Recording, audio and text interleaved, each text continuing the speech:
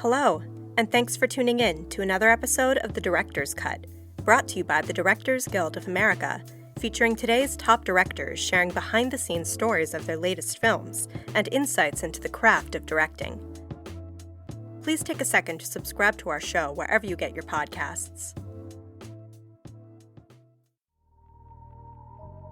This episode, we're bringing you an exclusive conversation from the grand reopening of the DGA's Los Angeles Theater. Conceived and designed by DGA directors and the world's leading theater architects, the new theater utilizes Dolby Vision picture and Dolby Atmos sound to vividly showcase the contours of every visual element, sound, and nuance conceptualized by directors in the creation of their art, providing the ultimate theatrical experience for DGA members and industry audiences. As part of the reopening celebrations, directors Jon Favreau, Michael Mann, and Betty Thomas each personally selected a film for the theater's inaugural screenings. The screening of Mr. Favreau's selection, Ridley Scott's final cut of his 1982 sci-fi drama Blade Runner, was followed by a discussion between the two directors about the making of this now classic film.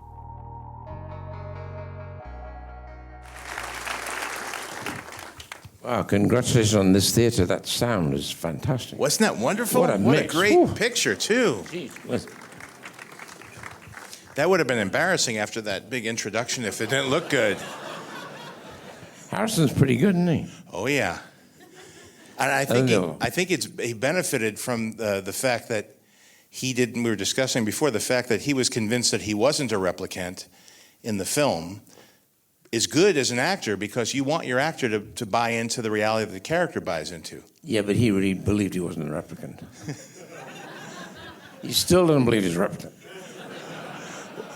So we're also talking about, so this is what do we call this, the final cut, or what's this one referred to as? There's so many versions I've lost count. But this is the last one. And the first one that we saw in theaters had the narration and had the ending was changed, much like if you remember, same thing happened to Terry Gilliam with Brazil. I guess they decided an upbeat ending would be more commercial for both of them. But to me, I don't know how I enjoyed it as much as I did, because now that with this version, it's really like a Swiss watch, the way it all fits together and pays off. And I was amazed at how well it held up. It felt like it could have just been shot. So that's really a testament.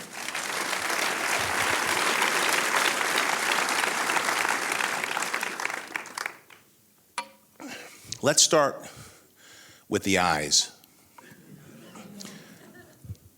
It just is intriguing to me as just studying another filmmaker. Clearly, there's so much about the eyes. There's the subtlety of the kick, and you know what I'm talking about. There's a reflection in the eyes. Now, this is pre-digital, so the only other time I saw eyes kick like that was in 2001 with that front projection with the big cat that was chasing them. And that was because the retina was kicking up. So technically, I'm intrigued with the idea of the reflectivity of the eyes of the replicants and the owl. And there's even a hint of it with Harrison Ford. I wondered how much of that is intentional. And then also the guy is making the eyes, and Terrell wore those big, thick glasses. That was clearly a choice. How did that all come together? Because it was different from what was in the source material with Philip K. Dick, where Decker is not a replicant. So could you walk me through the creative process of how you as a filmmaker came to that? Was it a lot of little decisions? Was it something you set out to do from the beginning? It's like any film. You start in one corner, and if you don't watch it, you end up in the other corner. You don't know how you got there. But this was such a complex story, and the Philip K. Dick story, Do Androids Dream, is inordinately complex, with about 19 major stories in the first 20 pages. So, with Hampton Fancher, who was the writer who had distilled the book, the very complex book, into a film for himself. And so he'd written a very nice screenplay, but very internalized and a very personalized version of how the whole thing took place in an apartment. It was a love story. And it was about the hunter and the quarry had fallen in love. And I read it, and I was very taken with Hampton's writing. Had this particular slant of how he worked and thought. And so we got together, and the upshot was, I said, love the thing, I'll do it, but when Deckard steps outside the door, I've got to see a world that supports that you can actually have replication and replicants. And it just grew exponentially. So the eyes, I figured the replicants, we didn't want the word robot or humanoids or anything. And we got the word from replication from Carmel. David Webb People's daughter was working in genetics, and one morning she said, I'm working in this replication. We've got replicants. We all went, boom. That's how it began. So each replicant had to be distilled into something about them that you saw was recognizable, and had to be in the eyes. And so this is very pre-digital work, but just shows the miraculous job that Doug Trumbull does with smoke and mirrors. And what I said, I need to get something in the eyes. I don't want glowing eyes. I want something will come and go, but will get your attention. So he said, let me think about that. And I think it was Doug worked out with that we take a glass, which is a half-mirrored piece of glass. It's mounted in front of the camera. So if I've got a camera I'm turning it with a subject here, your retina is the most sensitive thing on your body. An owl's retina is massively powerful because it can see in the dark. But in a dark room, I can take a very fine, small light and shine it straight in your eyes, and I can photograph your retina, which magnifies the light and bounces it back. Like that stuff called 3M, the stuff you used to paint on 3M. Your retina is way better than 3M. So the mirror, which is got a half mirror, one side and clear, the other side, so the camera's shooting straight through it. You've got a small, in those days we used to call them inky dinks or a pup, and you just dial up the pup so it starts to reflect into it. I said, okay, I can see the back of the eye. And so that's how it happened. So we're photographing straightly through the lens into the eye, bounce back, and that's how you got it. That's remarkable. And when Harrison Ford catches a little bit of that as well, was that something that was a happy accident? He's a bloody replicant. Very good. I didn't tell him that. Let's talk about your working with, because it is although it's a singular vision, it does require a team of people. And part of, I think, what's fascinating about this film is the visual language that was developed. In some ways, very classic with the photography. I mean, some of that feels like it could be out of Citizen Kane with the shafts of light and that composition, and the classicism of the German expressionism of film noir. You captured all of that. But then there's also this really forward-looking production design where the choices that you made, and from what I understand, some of them were even from set pieces that you had inherited from Francis Coppola. Somehow you put all of this together, built things, worked within the parameters that were required for physical effects with Douglas Trumbull and the effects team, but yet you came up with this incredibly cohesive vision of the future that still remains cogent and still is being referenced in anime and in film from several generations, because it's not just people like me who grew up with the film, but it's people of my children's generation that are still echoing that out, and I think you could draw a direct line through The Matrix to what's going on today. Could you talk about that process and how you came to this visual language? Every film needs a team, and sometimes you get great teams. And I had a massive amount of experience before I made my first film. I didn't make my first film until I was 40. Didn't make a film until I was 40. My experience all came off a huge, giant amount of commercials. In those days, I'd shoot 100 commercials a year personally. And they weren't just little tabletop things. They were sometimes quite big. So I learned everything there. I learned about operate. I used to operate in all the commercials. So my first film on the Duelist, I operated the whole thing. And then Alien was one camera. I operated all of Alien. I wasn't allowed to do that coming to Hollywood because I'm into a different world. I'd never shot a film in Hollywood before. And of course, the unions, rightly or wrongly, step in the way of not allowing certain things to happen. You can argue about that one later, okay? I'm not going to go further than that. Okay, but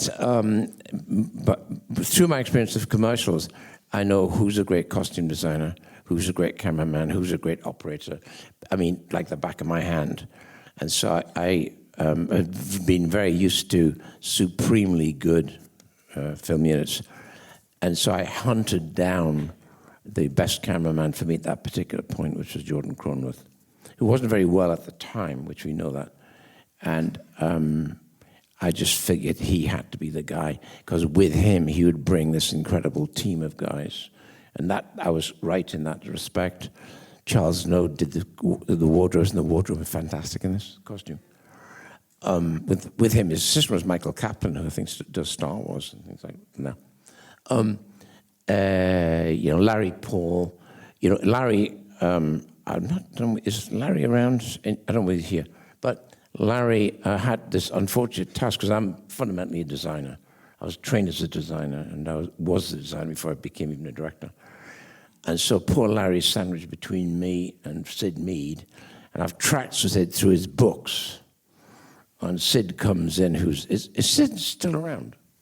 I believe so. Yeah. He's given talks recently. Yeah. Could you talk a little bit about Sid Mead? Because he's an interesting part of the puzzle here, because he's really a futurist and drew mostly vehicles, but then it became so much more. Well, he would actually be asked to go and visit Scandinavia to take a look at the next 2 or 3 or 4 years targets for the next Saab. So he'd sit there designing Saab for like a few months up in Scandinavia, being very well paid. But he'd future think. And I'd sit down and sit, it's all future think. Where he's talking about what's going to happen to parking meters, what's going to happen to cities, intercity, all that stuff was fascinating. And what Sid can do, which I always thought, because I'm an art school product, real art school, Sid can sit there and literally with gouache draw drawings that come up like photographs. And so I watched Sid do that. So then I'd draw and he'd draw, and Larry was in the middle, poor bastard, having to build it. So Larry's going, okay. So we recce'd Hong Kong and somewhere in France. Couldn't afford it, so I thought it's got to be backlot. So I think it was the studio changed hands. The backlot I was on then, was that Warner's backlot or was it Columbia? I can't remember. Which was it the MGM? First one in the valley down the slope, first right. That's I think that's Warner. That would be Warner Brothers. Yeah, you're Warner. So I walked around the lot, and we were standing there taking photographs and with Sid. And you take every side, click, click, click, click, click. It's laid out in the art department, and Sid literally goes over and paints over what exists to utilize the background. That's how it evolved. It's really quite wonderful, and you inherited some of the neon from what was it? One from the Heart? No, stole everything I could get. Yeah. No. So it's efficiency, but yet using everything that you could to get the most production value on the screen without, but it doesn't look like. I mean, whether that's the same technique that's used in all the Corman movies, but. It's not quite so surprising to hear that in those films. But here, it feels like everything was custom made for the Vision. And that's a real testament to you and your team. Could you talk about what the business was like and how it was different for a director? Because there's so much, it's so surprising to me that there was, after such success from Alien and the anticipation for this film to have so many different versions of it, and the idea that they would add narration, do things like that in post-production, and also for people who are filmmakers or people who aren't and curious about it, how vulnerable the post-production process is for fulfilling a creative vision and how important creative rights are. You really want me to answer that? Because if I do, I get arrested.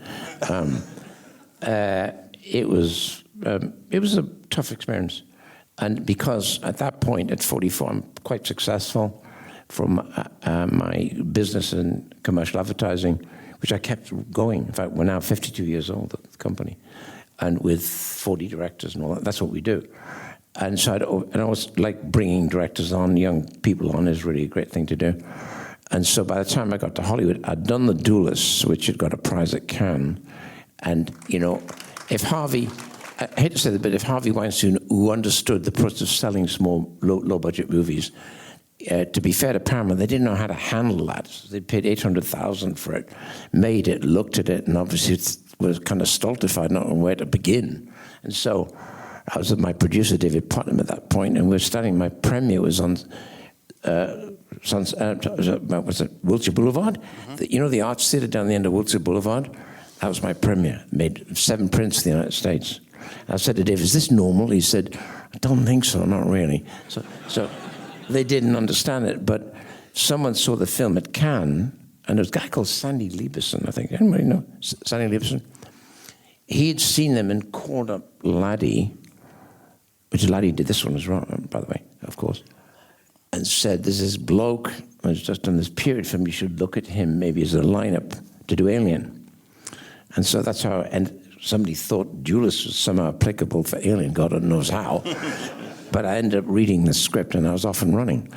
So from that, I'd never made a film in Hollywood, never shot in a American Hollywood film studio, and came out and with that success. But to talk between the lines and tiptoe through the tulips, the partners were pretty tough. But here we are. I mean, what's nice about the moment we live in, because there's an opportunity to see it in so many, so much of it was us seeing it at home. There were a few re-releases, but that allows you to have the version that you want out there finally for people to see. And as I said before, it's really, I think this is the best version of the film that I've ever seen. And technically wonderful, with the beautiful color treatment to it, the sound, the mix. It really fully utilized. It's the best I've seen it in 20 years. It's fantastic. Really fantastic. Quite remarkable. Now, you've in something that's striking to me about your process, especially with science fiction, is you're very inspired by other artists. Like I know I used to read Heavy Metal magazine, and I know that you were influenced for Alien from some of the artists from like Mobius from there, and Giger for the Alien design. And here there seems to have been a lot of reference to what artists were doing and a sense of design that you have. But then what's also interesting is a real sense looking forward to what the future might hold. And a lot of the themes here are themes that are being wrestled with all anew. You think of Ex Machina. There was, it's the same issue of what is sentience, what is consciousness, what's free will, what's humanity. Could you talk to me about what draws you to those themes and what gives you, where do you draw inspiration for the vision that holds up so well after so much time? That's a big question. I think the Blade Runner presents several questions, which in one big broad stroke could be covered by the word apartheid and a creation of lack of respect for certain beings that exist or are created by us. And I think that is just around the corner. That's actually going to happen. I can't think to what extent it could be useful or should happen. I don't even believe in driverless cars, by the way. So I think it's ridiculous. So, but that drifts along to Prometheus, where in Alien I had this great Ash, this robot in Ash, where the brilliant idea was on every long distance, or every vehicle that is that valuable, you're going to have a company man on board.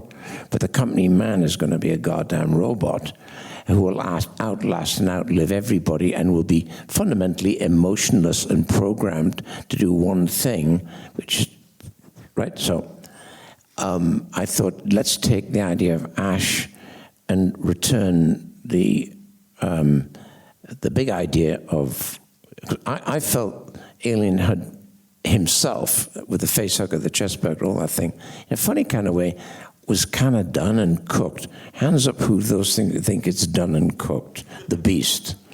No, I was going to do that. So I thought I better, and Fox was convinced, got to bring this Beast back.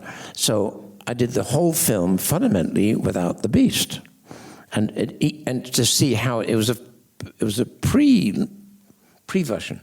So you see how it comes about finally in the very, I think, last or second last shot in Prometheus. You see the baby alien, how it was conceived.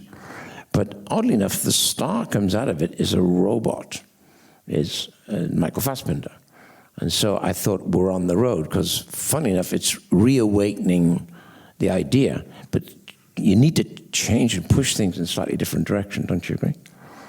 I think so, and it's interesting because you take all different sides of that conversation, because in this film, arguably the androids are the most sympathetic characters, the ones that express the most emotion. Yep.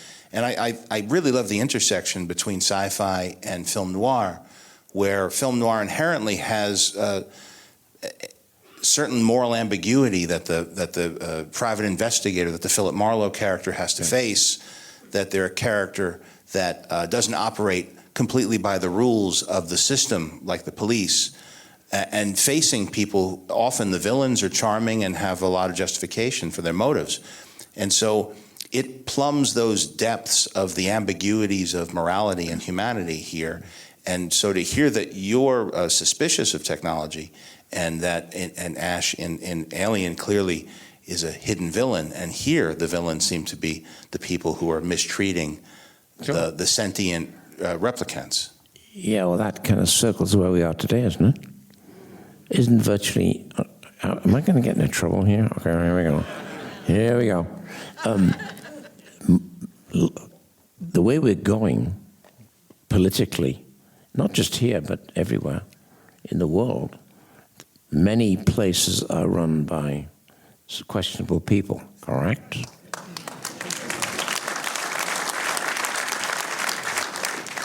You pushing me? Are you pushing me? No. I was to me. There was a. I mean, go on. Sorry.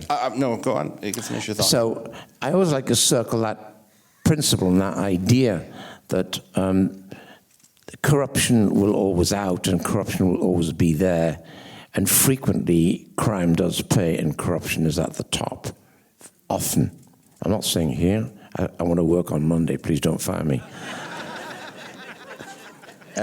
But it's everywhere, and that's a reality, isn't it? But I like to look at the bright side of things, because the people say, oh, God, there's that Celtic dark spirit from Newcastle. I'm not really. I've actually done comedies.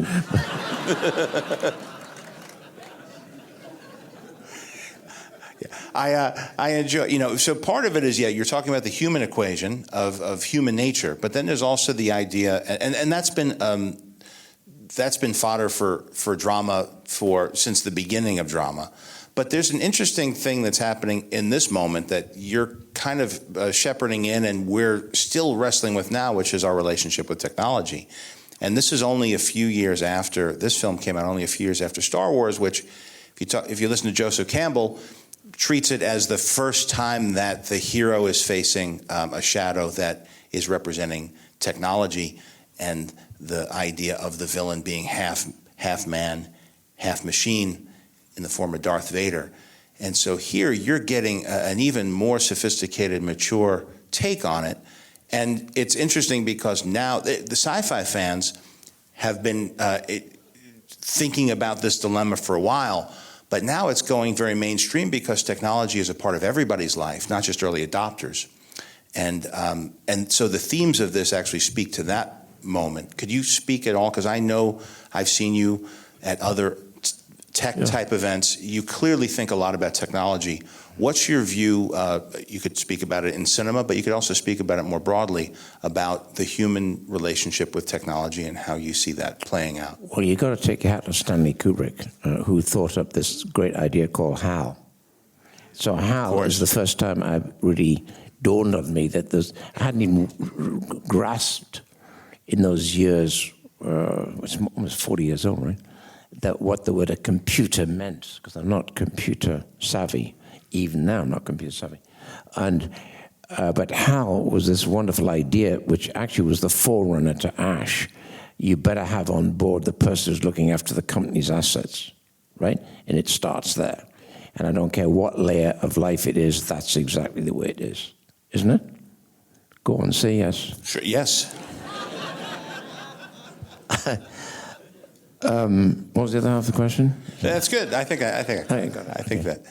that covers it. Is there anything, by the way, in watching it now, is there anything that you'd like to say, or a question you'd like me to ask, or something you'd like to speak to?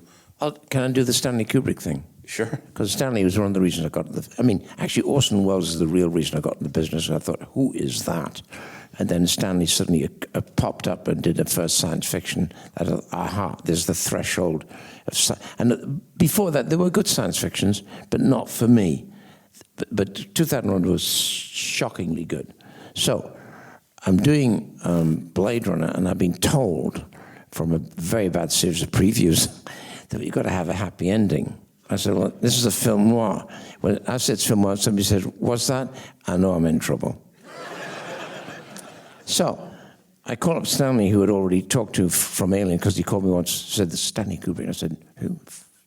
Farquhar. No, it's Stanley Kubrick. So it says, Stanley here. I said, oh, hi, Stanley. That was it. And he said, I got to ask you, I managed to get a print of Alien. I've been running this bloody thing on the steam deck. I can't work out how you got that thing out of his chest. He said, I can't find the cut. So I told him, I literally run. He said, go to frame, see it? Oh, I see it. So now I knew it. Well, we'll tell them how you did it. Okay. Well, Alien, right? Well, the chest burster. This is another story. Do you want to hear how the alien thing? Okay. Okay.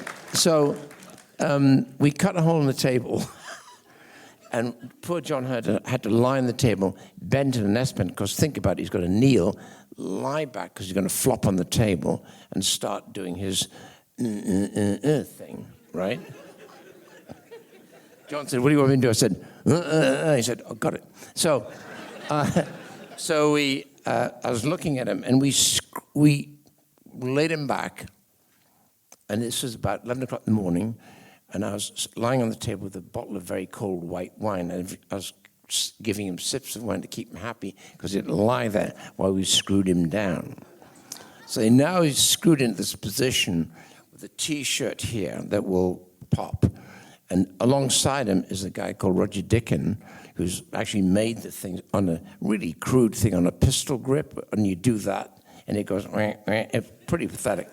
And it's the wonder of blood and editing, it's like, and we did it that way. And the first time the actors are acting a storm, going, whatever's going to happen. And I've got, so the first time I've ever used 5 cameras, I had to do it in one shot, because I knew when I blew the blood, that set was going to take a week to clean up. That white set. Oh, yeah. So 5 cameras are positioned. I'm on one, and this other's run. And John goes, and he goes, bam, and a lot of blood. But we said, turn the taps off. It wasn't going to work. The thing couldn't get through the shirt. So I had to take the actors out, took him out, cleaned up around the set, and I had to go through his T-shirt with a razor blade, slitting the tape until you can't see it slit, but when it hits, it'll burst. And we did it in one shot. That's great. And a young filmmaker who directed a film called Iron Man stole that trick, and I use it when Gwyneth Paltrow is reaching into his chest. The same gag I had Stan Winston build that same rig for me, where he's down, and it's very convincing, very old school, but it works. But here's the generosity of Stanley, because I've been told I've got to have a happy ending. So I think, how am I going to do that? You've got to enter the elevator. Nope, they've got to go away, get out of town, go somewhere nice. I said, well, if you go somewhere nice, why on earth do you live in this town? So, but now I was in a cowering position, and so I called Stanley and said, listen, you've just finished The Shining. I know you will not get in a helicopter, so you must have sent somebody up there for weeks. Can I borrow some of the footage? He said, you're absolutely right. Yeah. The following morning, I had 17 hours of helicopter footage. So I cut that ending with he and her going off happily ever after into this beautiful, wonderful hill, mountainscape. So you wonder, why the hell would you live there if you got this? But it didn't matter. Because all Vangelis's music, which is just stunning still, carried it, and that's what we did. I used his footage. And so just for those of you who aren't as familiar, the film, when it was first released, had the ending that's being described here, which is them driving through the mountains. There was narration. It was very upbeat. And the unicorn dream was gone, as was the piece where he found the unicorn. And it just shows you, by the way, how important creative rights are, that a few little changes that only seem like they're a couple bullet points on a set of notes could completely change the way a film is received and the whole meaning behind it. So I'm glad we saw this version here today. Let's close off by talking a little about Los Angeles, because we are in Los Angeles, and let's talk about the beautiful locations that you used and the way that you were able to make the future echo the look of the 40s of the film noir, with not just the costume design, but the use of, let's see, was it Union Station? It was the Bradbury Building. And also, what's the name of the Frank Lloyd Wright? It's Innes House. Is it Ennis? Ennis House, yes? Yes, yeah. I used that also again in Black Rain. That's right. I used it, yeah. So how were you drawn to, because this is something that is near and dear to all of us Angelinos Well, here. yeah. I mean, I'm a Los Angelian really now. I've been here almost on and off, like in and out 40 years. But Los Angeles was always spectacularly so much different, so many changes. It's a beautiful town because you've got the hillside back running through it as a backbone. So that makes it kind of spectacular. Even in its overbuilt areas. I was up there the other night near the dam going to see some people, and it's very jammed with houses all built on the hillside. But it's all such wonderful climate that the Brits, I'm sure there's a lot of Brits in here, always complaining about the weather and always complaining about Los Angeles either too hot or not. So I love it, and I feel that I'm really part of this place. But you made it rain like back home all the time. Yeah, but they said, well, I'm 43 when I'm doing that, so and I keep getting asked, why is it dark? And why is it raining? Eventually you say it because that's the way I want it. I think that's a great way to end. Let's all thank Sir Ridley Scott for being so generous with his time here. Thank you, guys. Thanks for listening to another DGA Q&A. If you'd like to hear more, you can find past episodes of The Director's Cut wherever you listen to podcasts. Stay tuned in the coming weeks for more great Q&As with directors Ron Howard and Martin Scorsese. And be sure to subscribe, rate, and review us.